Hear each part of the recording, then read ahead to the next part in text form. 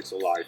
My name's Adam Hanlon, and as you can see, I'm not in my usual studio at home today, but I actually am genuinely in the jungle here in the Yucatan, Mexico.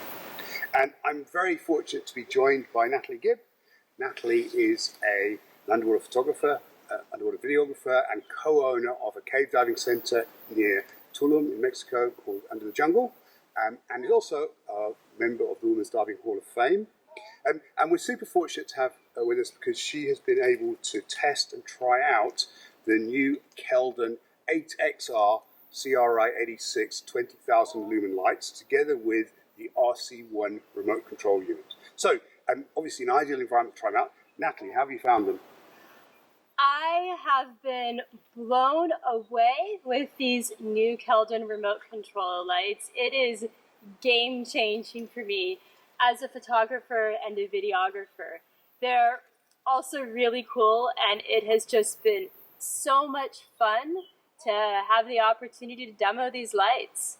Yeah, I've been using them a little bit. I've been here for about a week or so, and we've been trying them out. And you know, I think this idea, the first time I saw it, it was like watching the sunrise and then the sunset. It was just this amazing kind of amazing effect of lighting. Obviously, you're in a fairly dark cave, and suddenly the lights come up, and it's just fantastic. And it's very like the kind of effect you get in a stage set or a movie set. I think that's kind of ties into your lighting philosophy somewhat, Natalie, doesn't it?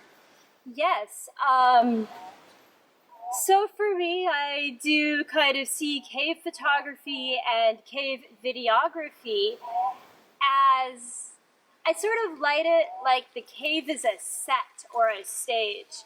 So the way I like to use lights in these scenarios is I swim around the cave and I try very, very hard to place video lights in specific ways to highlight features or the model while taking into consideration, of course, cave conservation, etc. And so it's a bit tricky. I often move around quite a bit, move lights around quite a bit, and fuss with them.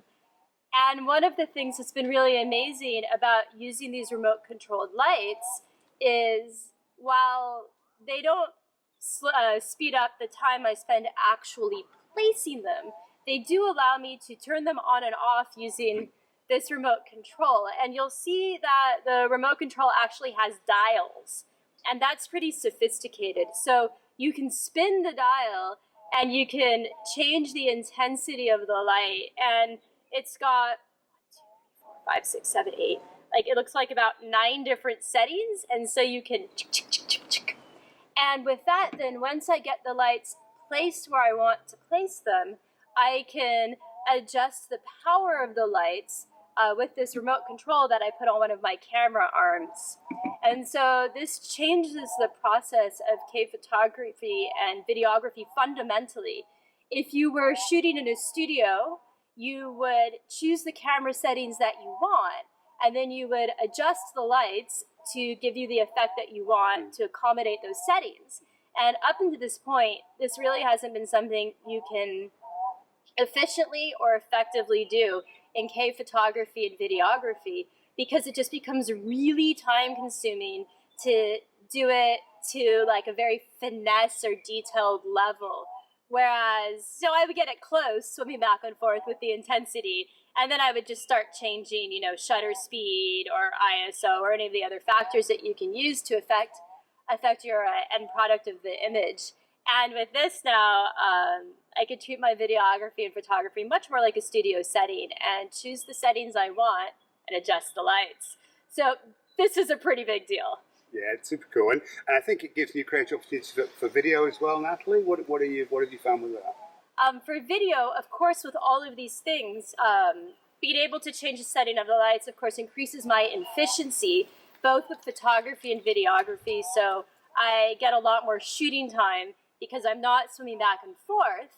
And then also I could turn the lights off when I'm not using them, which means that I get more battery time out of the lights, or more burn time out of the lights by conserving burn time when I'm not shooting. So it's increased the number of scenes or shots I can set up in still photography. And then for video, I could just cut a shot, and if the model's not in the right place, I just kill the lights until I reposition them. So it's absolutely increased my efficiency in videography as well. And then from the creative side of videography, it's been such a joy.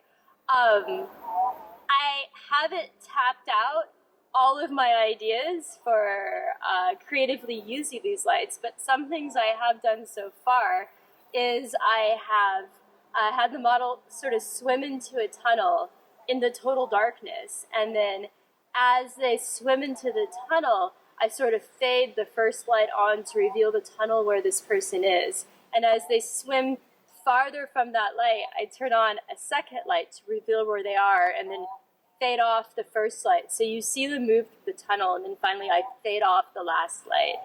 And it's a really interesting way to do reveals with lights. It's also really fun to play with sort of, I would almost call it perspective. Sort of the first shot I took was I had Vince, my business partner, hovering in front of a beautiful formation, and I had a backlit with one light and front lit with the other. And so I was able to turn on the backlight to reveal his silhouette, and then turn on the front light to reveal Vince, and then fade it out again until it was total darkness. There's so many options, I'm not going to get through them all, but I think videographers will love not only the adjustability of the lights and the ability to use it like it's a studio setting and save burn time, but also I think people across the world are going to be using this creativity for years to come. Yeah, it's a really cool setup. So, and you know, I think that it gives opportunities that basically haven't existed before, which is always a good thing. Absolutely, I've been dying to be able to have something like this, and I'm over the moon to play with them. So the Keldan lights and the RC1 remote work using ultrasound. They're an ultrasonic coupling, and one of the processes to go through with the lights is to get them to pair. So I thought I'd ask Natalie to take us through the pairing process. It's very straightforward, but it's worth kind of looking at. So how do you do it, Natalie? Well, it's super simple. So if you have the option of pairing 2 lights to one dial or 1 light to each dial, so you can control them together at the same time or independently. And I like to pair them to separate dials so I can control them independently. So the simple process is you turn the remote to pair, you choose the light that you're going to pair, and you put it on the remote setting, and then you just spin the dial. And it flashes when it is paired, and then you spin it out. And then from there, the remote and the light are paired. So I can double check this by just spinning the remote again, and you can see that nice fade on to full intensity, and then that nice fade out to nothing. That's very cool, Natalie. Do you want to pair the other one, and then we can have the two operating independently, can show people how they operate independently? So. Absolutely. So here I can go to, first I usually just do my process. That was the mistake I made yesterday, yeah. Remote, and then I can spin number 2. Can you see that? Is it flashing? Yep, yeah. Flashing, all good. Flawless. Yeah. And then I can turn it off. And here we go. And now you'll see that I can control light 1 yeah. and light 2. And obviously you can control them independently. One of the things is the actual on each dial, so you have 2 channels for communication, so obviously 2 separate setting options, but you can pair multiple lights into each channel. I think it's up to 4 lights per channel, so you could theoretically control a total of 8 lights, albeit with only 2 channels adjustable. But so really, really versatile, and for setting up those complex sets and scenes, you can really get in and add multiple lights to get the effect you desire. So really, really versatile. I would also like to add something that adds a lot of potential for solving problems or changing your mind underwater, which does happen, is you could just turn them off and then pair them underwater as well. So you can change the pairings if you want, like in real time, and it's as simple as that to do underwater. Yeah. Yeah, we discovered, I think, on one of our dives that they'd unpaired themselves because we'd separated them by distance, hadn't we? And it was a very simple process just to repair them and get them going again. Yeah. But you probably won't be able to hear it as well. They do make a little noise when you're actually... So actually, I use the noise quite a lot to listen to it. I don't know whether I'm actually hearing the ultrasonics. Theoretically, I shouldn't. But there definitely is a little resonance that comes on. And you can hear that underwater too, which is quite a nice bit of feedback as well. It's very quiet. You wouldn't probably hear it on the camera microphone. Obviously, we're underwater, so other noises. But yeah, it's very cool. So obviously, we've paired them now, so they're now communicating ultrasonically. How far can you take the remote away from the lights, Natalie? I mean, this is an important question, I think. Yeah, so I have been actually testing these for Keldan in the cave environment because they were curious how they would work. And one of the things they asked me to test was to see how far I could move from the lights and still have them operate. And I actually couldn't max them out. I suppose if I could find a cave that was very, very straight for a longer distance, potentially I could. I got the lights to operate with the remote through about 60 meters of distance. And I don't actually see why you would ever need more than that, because at that point underwater, a light 60 meters from you isn't going to be providing a lot of illumination. And so far, I have found that they work like straight on, around corners, behind formations, behind models, through organics like tree roots. And I also have discovered that they work, because I took them to one of my exploration sites, in massive amounts of hydrogen sulfide and with quite a bit of silt. So I haven't actually been able to make them not work yet, and I definitely have tried. I think this is the genius of using ultrasound. Obviously, ultrasound traveling through water, it's not line of sight. It travels through the water, and there is no need for line of sight connection. The majority, obviously, remote connections that we use tend to be line of sight, and this removes that. And obviously, it's a huge advantage. Yeah, I mean, you can place it around the corner in a wreck or wherever you are, and it will still operate. It's not dependent on it seeing the camera or seeing you or seeing the remote. So yeah, it's really good. So yeah, you mentioned that you've been exploring with them, Natalie. How are they holding up? I know you're an explorer, so you tend to be good at breaking things. I take it you haven't broken them. What have you? This is one of the things that makes me a really great product tester, is I have no fear. They said, take these lights and see what you can do to them. And I was like, give me a better challenge, I dare you. So I have definitely been a little rough on these lights, and they've turned out and proven themselves to be extremely robust, and so has the remote. So I have been taking them into semi-toxic conditions, really acidic water, and I've also been taking them exploring. So one of the things I am doing with that is just simply clipping a large number of these onto the butt ring of my harness and then scootering through the cave. So I don't think I've had them hit the ceiling, but they are sort of like clacky, clack, clack, clack for, an hour or two at a time on the trigger while I'm scootering, and they haven't broken yet. And I'm also a little ashamed to admit, at one point I lost one under the mud, and it still works. It didn't seem to affect it. And I also, at one point, dropped one off my tailgate, and it is still working. So, like most Keldan things, they're extremely robust. So we have to ask, how did you find the one that was buried in the mud? That's the crucial question. Heat. I found it by heat. There was no more visibility. It was under the sediment, and I moved around in my exploration project and felt for the warmth of the 20,000 lumen light, and that was how I was able to recover it. It was one of the most terrified moments of my cave exploration career. It's like, they've given me this light. I need to give it back at some point. Oh no! Oh no! It's buried in the detritus. Yeah. Yeah. No, not my finest moment. Scary. Oh, that's brilliant, Natalie. That's yeah. So pretty much thumbs up on durability. Absolutely. So obviously, we're talking here about remotes, but we should also mention that the 8XR light is also a new product, and it produces it's 20,000 lumens, so it's more light. It has a CRI of 86, I think, Natalie? 86, yes. So how do you find light quality? What's light quality like? So one of the things that sets Keldan lights apart and why they've been my choice for many years is the quality of light and the light spectrum that they give. And so far I've found it unparalleled in any other lights that I've tried. The light quality is really amazing for a couple of reasons. The first is just the 86 color rendering index is amazing. I followed the directions in the Keldan manual. I actually read the manual. And so I set my camera white balance in the water to daylight, which is what they said, super simple.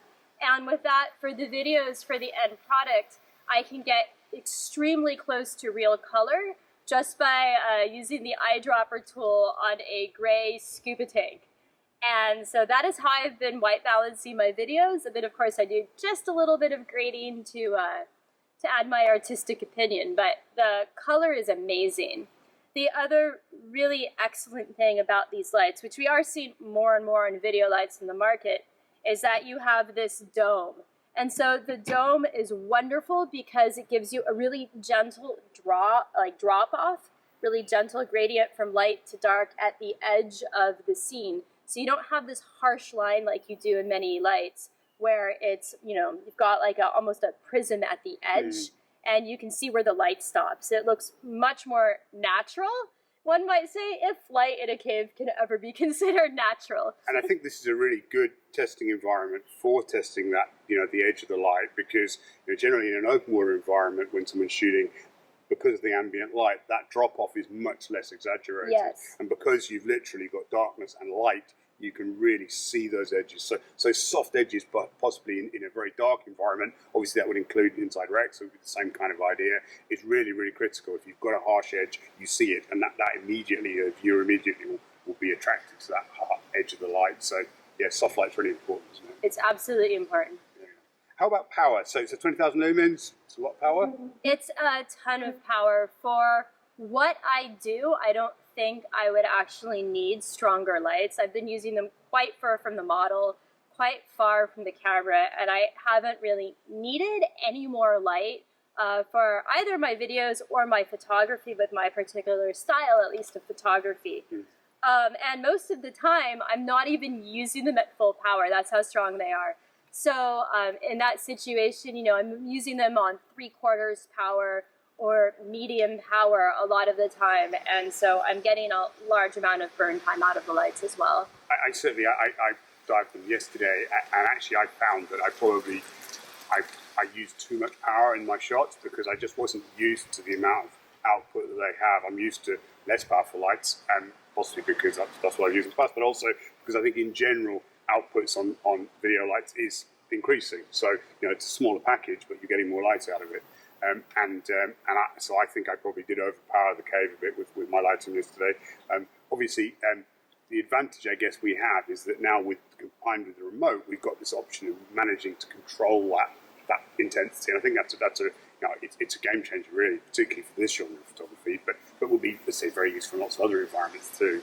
I also like to add that after using Keldan lights and having used other video lights on the market, I think these are 20,000 real lumens. It's really 20,000. So I've used other lights that claim to be 20,000 lumen video lights, and they are not as bright as these. So I'm pretty convinced from my experience that it's 20,000 real lumens. They are bright.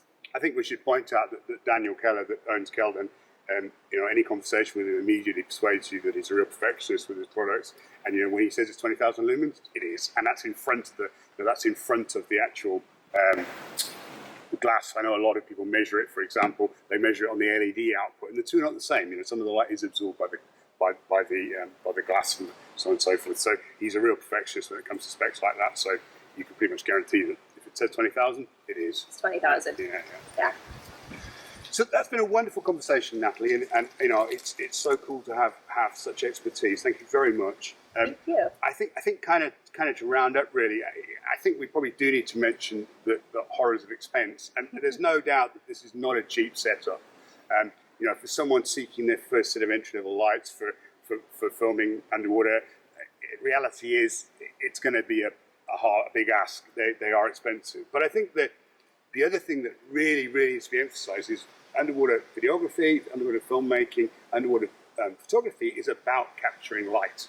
And anything we can do to invest in better quality of light will ultimately improve our results. And I think this is a really crucial element. When people seek to economize, possibly, we all like new cameras, but maybe we're better off buying a cheaper camera and better lighting, because ultimately that's what the camera is going to be capturing. So I would agree with that.